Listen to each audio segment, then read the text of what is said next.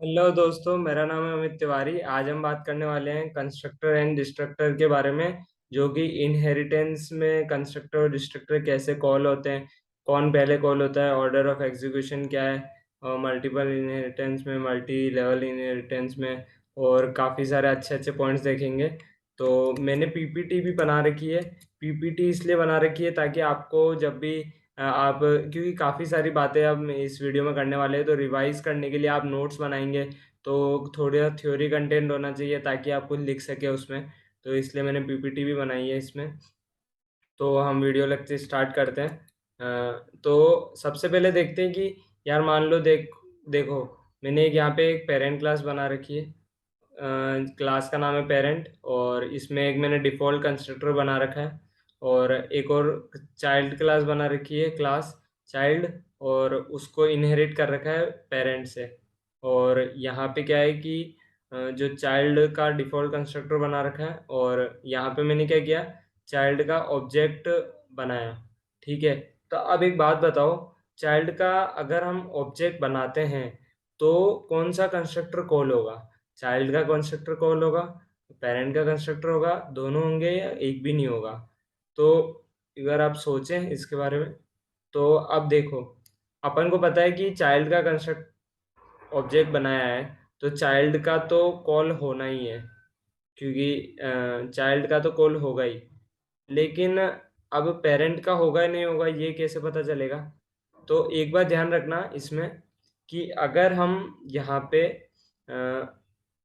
यहाँ पे क्या करते हैं ना, अगर मान लो डिफ़ॉल्ट कंस्ट्रक्टर होता ही नहीं है, तो क्या होता है, हमने पहले वाले वीडियोस में पढ़ा है कि अगर डिफ़ॉल्ट कंस्ट्रक्टर नहीं होता तो कंपाइलर डिफ़ॉल्ट कंस्ट्रक्टर बना देता है। ठीक है।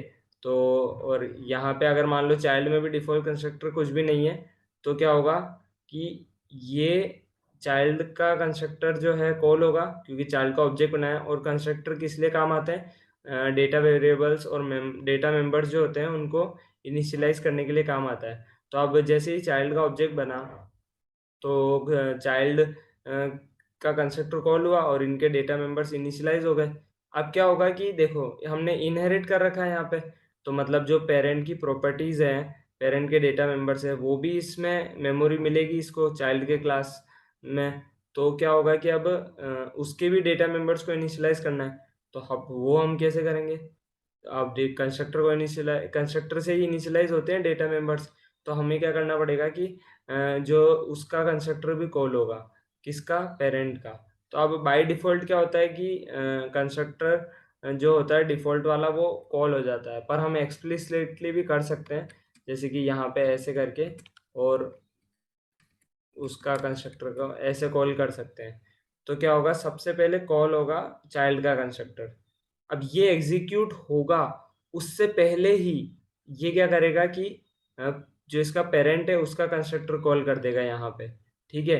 तो ये यहाँ पे जाएगा, और पहले सबसे पहले क्या होगा, पेरेंट का कंस्ट्रक्टर एग्जीक्यूट होगा, फिर वो वापस यहाँ आएगा, फिर उसके बाद चाइल्ड का कंस्ट्रक्टर जो है एग्जीक्यूट होगा। तो देखो, कॉल तो सबसे पहले हुआ बेस क्लास का कंस्ट्रक्टर मतलब चाइल्ड का हुआ, फिर उसने क्या करा, खुद एग्जीक्यूट ना होके पहले पेरेंट का कंस्ट्रक्टर कॉल कर दिया। अब पेरेंट का कंस्ट्रक्टर क्या हुआ, पहले कॉल हुआ और यहाँ पे क्या हुआ, एग्जीक्यूट पूरा हो गया। उसके बाद चाइल्ड का जो कंस्ट्रक्टर है वो कॉल हो गया। ठीक है। मतलब एक कॉलिंग में तो पहले बेस क्लास जो आपका चाइल्ड क्लास है उसका कॉल हुआ, लेकिन जो एग्जीक्यूशन है उसमें पेरेंट का पहले एग्जीक्यूट होगा। मतलब एग्जीक्यूशन जो है ऑर्डर वो होगा पेरेंट टू चाइल्ड, मतलब base class to derived class. लेकिन कॉलिंग का जो होगा वो होगा बेस क्लास जो आपका चाइल्ड क्लास है उसमें, उससे फिर उसका वो पेरेंट, उसका पेरेंट, उसका पेरेंट, ऐसे कॉलिंग का ऐसे होगा। और एग्जीक्यूशन का जो होगा वो होगा सबसे पहले पेरेंट क्लास, फिर उसकी चाइल्ड, फिर उसकी चाइल्ड, ऐसे। ठीक है ना? अब ये आपको पता चल गया कि भाई नीड क्या थी और हमने कैसे किया। ठीक है। तो इसमें क्या होगा, अगर हम इस प्रोग्राम को रन कराते हैं, तो हमने इसको रन कराया तो इसका देखो आउटपुट क्या गया, इनसाइड बेस क्लास, फिर इनसाइड सब क्लास। तो क्या हुआ, सबसे पहले ये वाला कॉल हुआ, कॉल मतलब ये वाला एग्जीक्यूट हुआ था, तो इनसाइड बेस क्लास प्रिंट हुआ, फिर इनसाइड सब क्लास प्रिंट हो गया। तो अब हम सेकंड एग्जांपल की तरफ बढ़ते हैं। तो सेकंड एग्जांपल में क्या है, हम मल्टीपल इनहेरिटेंस से भी समझेंगे, उससे आपको और अच्छा समझ आएगा, क्योंकि इसमें एक कंसेप्ट है वो भी देखते हैं हम अभी। तो मैंने क्या किया, एक क्लास बना दी पेरेंट वन, ठीक है ना। पेरेंट वन बना दी, उसमें एक कंस्ट्रक्टर बना रखा है। एक पेरेंट टू बना दी। एक बात ध्यान रखना, मैंने पहले भी वीडियोस में बता रखा है, अगर मान लो कि आपने जो है, अगर आपने कोई भी पैरामीटराइज कंस्ट्रक्टर बना दिया है ना, पैरामीटराइज कंस्ट्रक्टर बना दिया है, अब क्या होगा कि अगर अब आपका कोई डिफॉल्ट कंस्ट्रक्टर कॉल हुआ और आपका उसमें डिफॉल्ट कंस्ट्रक्टर आपने नहीं बना रखा है, तो एरर आ जाएगी। वो अभी मैं आपको अगले एग्जांपल में बता दूंगा। तो देखो, यहाँ पे एक पेरेंट टू क्लास है, एक पेरेंट वन क्लास है, ठीक है ना। और यहाँ पे हमने बना रखा है, एक थोड़ा छोटा कर देते हैं ताकि आपको एक साथ दिख सके। ठीक है ना। यहाँ पेरेंट टू है, और यहाँ पे चाइल्ड में देखो क्या है, हमने पेरेंट वन और पेरेंट टू दोनों को दोनों पेरेंट है, मतलब चाइल्ड एक चाइल्ड क्लास है, और पेरेंट वन और पेरेंट टू दोनों जो है इसकी पेरेंट क्लास है, ठीक है ना। तो हमने यहाँ पे क्या हो गया, ये मल्टीपल इनहेरिटेंस हो गया, ठीक है ना। अब क्या होगा यहाँ पे, अब कौन सा कंस्ट्रक्टर कॉल होगा, तो जैसे ही चाइल्ड का ऑब्जेक्ट बनाया तो उसने इसको कॉल किया, पर इसके कॉल होने से पहले ही अब क्या हो गया, यहाँ देखो दो चीजें लिखे हुए कॉमा करके। तो पहले आगे वाले का कॉल होता है, और फिर क्या होता है, पीछे वाले का कॉल होता है। तो अब हम एग्जीक्यूट करा के देखते हैं। तो अब एग्जीक्यूट हुआ है कोड, तो ये आउटपुट आ गया, आपको दिख रहा होगा, इनसाइड फर्स्ट बेस, फिर सेकंड बेस क्लास, फिर चाइल्ड क्लास। अब देखते हैं हम, देखो ये पेरेंट वन है, तो यही कॉल होना चाहिए था। ये देखो पेरेंट वन में लिखा हुआ है इनसाइड फर्स्ट बेस क्लास, ये कॉल हुआ। उसके बाद क्या हुआ, inside second base class call हुआ, क्योंकि ये सेकंड पे लिखा हुआ था। और उसके बाद क्या हुआ, चाइल्ड का कंस्ट्रक्टर जो है एग्जीक्यूट हो गया, ठीक है ना। अब देखो एक और चीज बताता हूँ, मैंने अभी वो पढ़ाया नहीं है, लेकिन मैं आपको यहाँ पे बता देता हूँ एक बार। अगर मैं लिखता हूँ इस क्लास को वर्चुअल बना देता हूँ, अब वर्चुअल पब्लिक लिखो, चाहे आप पब्लिक वर्चुअल लिखो, ठीक है ना। अब क्या होगा ना, ऐसा अगर मैंने लिख दिया, तो जो जिसमें वर्चुअल लिखा हुआ वो पहले होगा। तो अब है तो आगे पेरेंट वाला, लेकिन देखो सेकंड पहले कॉल हो गया, बाद में फर्स्ट हुआ, और चाइल्ड तो हमेशा लास्ट में ही होगा। तो इसमें क्या होगा, उल्टा हो गया ऑर्डर। हालांकि ये है कि ये भले ही पीछे है, लेकिन क्या हुआ, वर्चुअल लगाने से क्या हुआ कि ये पहले कॉल हो गया, है ना। तो ये बात आप ध्यान रखना। वर्चुअल के बारे में आगे पढ़ेंगे, ओवरलोडिंग और ओवरराइडिंग, तो उसमें और अच्छे से समझ आ जाएगा। अब एक और एग्जांपल पैरामीटराइज का देखते हैं। तो इसमें क्या है, जैसे कि हमने एक क्लास बना रखी है पेरेंट क्लास, ठीक है। इसमें एक डेटा मेंबर है प्राइवेट एक्स कर रखा है, ठीक है ना। और यहाँ पे X equal to I initialise कर दिया है आई से, ठीक है। और ऐसे ही मैंने क्या करा है, यहाँ पे चाइल्ड क्लास बना रखी है, जिसमें पेरेंट से हमने इनहेरिट किया, ठीक है। अब क्या हुआ, जैसे आपने जैसे ही ये कॉल किया, चाइल्ड obj1 ऑब्जेक्ट बनाया चाइल्ड क्लास का, और उसमें पास कर दिया 10 पैरामीटराइज। अब क्या हुआ, देखो ये 10 यहाँ हुआ। अब देखो यहाँ पे एक्सप्लिसिटली कॉल किया हुआ है, यहाँ पे क्या हुआ, एक्सप्लिसिटली कॉल किया हुआ है। तो यहाँ पे क्या हुआ, पेरेंट, और फिर ये कॉल हुआ। तो सबसे पहले ये यहाँ गया, ये कॉल हुआ, और फिर क्या हुआ, ये वापिस आया, फिर उसने चाइल्ड को एग्जीक्यूट किया, ठीक है ना। और तो ये समझ आ गया होगा आई होप, कि सबसे पहले कॉलिंग तो बेस क्लास मतलब चाइल्ड वाले की होगी, लेकिन एग्जीक्यूशन जो है वो सबसे पहले पेरेंट का होगा, फिर चाइल्ड का होगा। तो ये था, इसको भी रन करा के देख लेते हैं ताकि आपको आइडिया लग जाए। तो देखो सबसे पहले बेस का एग्जीक्यूट हुआ, और फिर उसके बाद सब क्लास का हुआ। अब इसमें देखो एक चीज बताता हूँ आपको, मान लो कि यहाँ पे मैं ये नहीं लिखता हूँ, ये वाली चीज नहीं लिखी मैंने, ठीक है। तो अब क्या दिक्कत आएगी वो आप बताओ पहले। देखो इसने इसको कॉल किया, अब क्या होगा ना, जब हम यहाँ कुछ भी नहीं लिखते हैं, कॉलन लगा के कुछ भी नहीं लिखा हमने, तो बाय डिफॉल्ट क्या होता है कि कंपाइलर जो है डिफॉल्ट कंस्ट्रक्टर को कॉल करेगा। पर हमने देख लिया कि ऊपर जो है पैरामीटराइज बना रखा है, तो जब हम एक भी कंस्ट्रक्टर बना देते हैं तो डिफॉल्ट कंस्ट्रक्टर हट जाता है, ठीक है ना। अब अपन को खुद से लिखना पड़ेगा, पर हमने लिखा नहीं, तो एरर आ जाएगी। देखो एरर आ गई ना, ठीक है ना। तो इसने बोला कि भाई यहाँ पे पेरेंट कॉल हो रहा है, यहाँ पे पेरेंट कॉल हो रहा है, colon P A, parent call हो रहा है पेरेंट वाला कंस्ट्रक्टर, क्योंकि बाय डिफॉल्ट तो पेरेंट डिफॉल्ट वाला ही कॉल होगा, पर ऊपर तो डिफॉल्ट है ही नहीं ना। ऊपर तो पैरामीटराइज है, तो हमको या तो हमें यहाँ पे एक ऐसे डिफॉल्ट बना दें, है ना, तो एरर हट जाएगी। देखो हट गई ना एरर।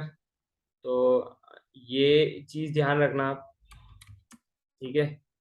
तो आई होप आपको वीडियो पसंद आई है। अभी देख लो, अब मैं पीपीटी पे चलता हूँ ताकि आपको और क्लियर हो जाएगा, ठीक है, तो उससे आपको और अच्छे से समझ आ जाएगा। देखो यहाँ पे मैंने जो भी सब कुछ पढ़ा है ना वो मैंने लिखा हुआ है इसमें, ताकि उससे क्या होगा, आपके नोट्स अच्छे बन जाएंगे कि भाई जब भी हम ऑब्जेक्ट क्रिएट करते हैं तो डिफॉल्ट कंस्ट्रक्टर कॉल होता है, ठीक है ना, और बाय डिफॉल्ट। और हम जब भी इनहेरिट करते हैं ऑब्जेक्ट को, it is clear that default constructor of the derived इनवर्ब, बट हमको पेरेंट वाले के भी इनिशियलाइज करने हैं, तो जो हमारा वो है बेस क्लास का भी कॉल होगा। आप पढ़ सकते हो एक बार खुद से। और देखते हैं why the base class constructor is called on creating an object. क्यों कॉल होता है बेस क्लास, क्योंकि हमें उसके इनिशियलाइज करने पड़ते हैं उसके भी, ठीक है ना, क्योंकि बेस क्लास के भी इनिशियलाइज करने पड़ेंगे, तो वो इसलिए कॉल होता है, ठीक है ना। आप एक बार थ्योरी पढ़ सकते हैं और इससे नोट्स भी बना सकते हैं अच्छे से। अब देखो ये वाला देखो, सी सबसे मेन ऊपर वाली क्लास है, फिर बी है, उसकी चाइल्ड क्लास, और बी की चाइल्ड है ए, ठीक है ना। अब देखो ऑर्डर ऑफ कंस्ट्रक्टर कॉलिंग क्या होगी, अभी डिस्ट्रक्टर पढ़ाने वाला हूँ, आप कहीं जाइएगा मत। अभी ऑर्डर ऑफ कंस्ट्रक्टर कॉलिंग क्या होगी, सी, फिर बी, एंड देन ए, ठीक है ना। लेकिन ऑर्डर ऑफ डिस्ट्रक्टर क्या होगा, सबसे डिस्ट्रक्टर क्या होता है, एक डिस्ट्रक्टर का एग्जीक्यूशन उल्टा हो जाता है। सबसे पहले जो चाइल्ड क्लास है उसका डिस्ट्रक्टर एग्जीक्यूट होता है, फिर वो उससे ऊपर वाली क्लास का कॉल करता है, फिर वो एग्जीक्यूट होता है। लेकिन इसमें क्या होता है, एग्जीक्यूशन जो है सबसे ऊपर कंस्ट्रक्टर में सबसे ऊपर वाली क्लास सबसे पहले होगी, एग्जीक्यूट, देन बी, देन सी। देख सकते हैं आप यहाँ पे। और आप देखते हैं how to call parameterise constructor of the base class, वो मैंने आपको बता ही दिया अभी, कि वहाँ कॉलन लगा के आप कर सकते हैं, ठीक है ना। आप और पढ़ लें इसे अच्छे से, ये इंपॉर्टेंट पॉइंट्स हैं जो मैंने आपको बता दिए हैं अभी तक। When ever the derived class default constructor, तो इसमें क्या होगा कि वो ऑटोमेटिकली कॉल हो जाएगा। और parameterize constructor of the base class inside parameter subclass, we have to mention it explicitly, ठीक है ना, हमें मेंशन करना पड़ता है। Default constructor by defaultly call हो जाता है, लेकिन पैरामीटराइज अगर हमें बेस क्लास का कॉल कराना है तो हमें मेंशन करना पड़ेगा एक्सप्लिसिटली। और डिस्ट्रक्टर के केस में क्या होता है, in C plus plus opposite order में कॉल होता है। हम डिस्ट्रक्टर के बारे में एक बार देख लेते हैं यहाँ पे। तो अगर मैं चलूँ यहाँ पे, अब देखो क्या होगा कि जैसे इसको हटा देते हैं। अब डिस्ट्रक्टर कैसे बनता है, हमारा हमारा टिल्ड साइन होता है डिस्ट्रक्टर में, और चाइल्ड, ठीक है ना, और यहाँ पे लिख देते हैं हम चाइल्ड, चाइल्ड डिस्ट्रक्टर, ठीक है ना। और यही हम अगर पेरेंट में भी डिस्ट्रक्टर बनाना चाहें तो टिल्ड साइन आता है, ये।